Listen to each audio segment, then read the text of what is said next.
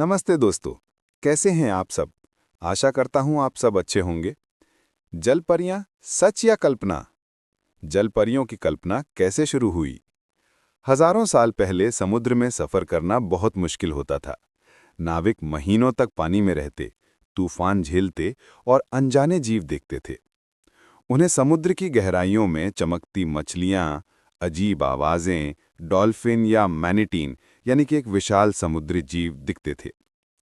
इन जीवों को देखते हुए मनुष्यों ने कल्पना की कि शायद समुद्र में आधा इंसान, आधी मछली जैसी कोई जाति रहती है। यहीं से जलपरियों की कहानी जन्म ली। दुनिया की पुरानी सभ्यताओं में जलपरियों के नाम। प्राचीन ग्रीस।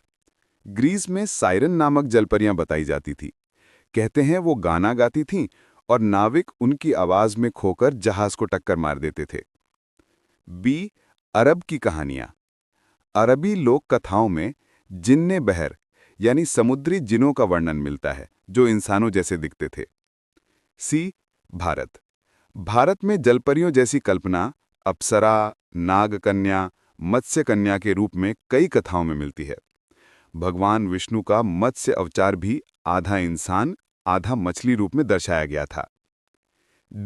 यूरोप।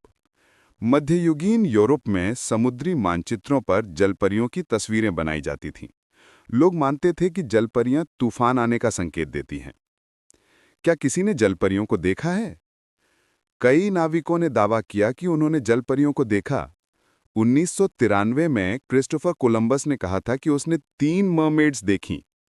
19वीं सदी में समुद्री यात्रियों ने कई बार ऐसी आकृतियां देखने की बात कही, लेकिन बाद में वैज्ञानिकों ने पाया कि ये डुगोंग, मैनिटी, सील या समुद्री गाय थी, जिन्हें दूर से इंसानी आकार का भ्रम हो जाता है।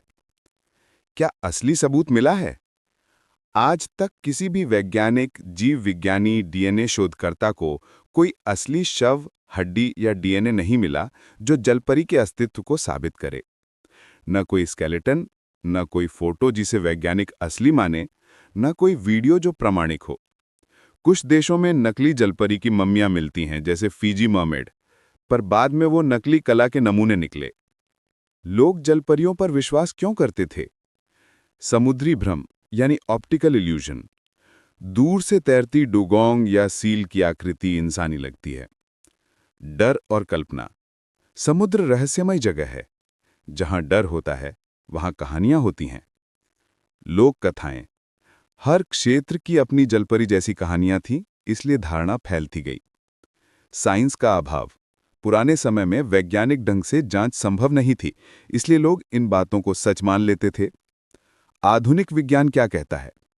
विज्ञान के अनुसार जलपरियां जैसे आधा इंसान, आधी मछली वाला जीव शारीरिक रूप से संभव नहीं। इंसान की हड्डियां, फेफड़े, रक्त संचार और मछली की बनावट एक साथ नहीं चल सकते। किसी भी समुद्री अभियान, समुद्र की 70% गहराइयों तक में ऐसी प्रजाति नहीं मिली। लेकिन समुद्र इतना बड़ा है कि अभी भी कई जीव खोजे जाने बाकी हैं। इसी रहस्य की वजह से लोग कल्पनाओं को पसंद करते हैं। फिल्मों और कहानियों में जलपरियां। जलपरियां पूरी दुनिया में कहानियों का हिस्सा बन चुकी हैं। The little mermaid, Disney. कई टीवी शो और एनिमेशन। जापानी एनिमे में भी मत्स्य कन्या का जिक्र है। इनकी सुंदर और जादुई छवि लोगों को आकर्षित करती है।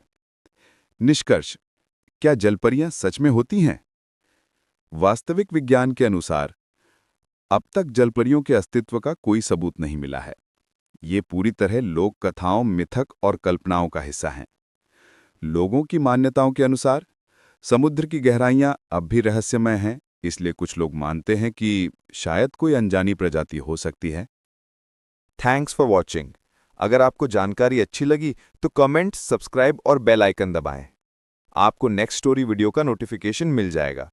और प्लीज़ आगे भी शेयर कर दें, इससे हमारा हौसला बढ़ता रहेगा और नई नई स्टोरी आपके लिए लाते रहेंगे।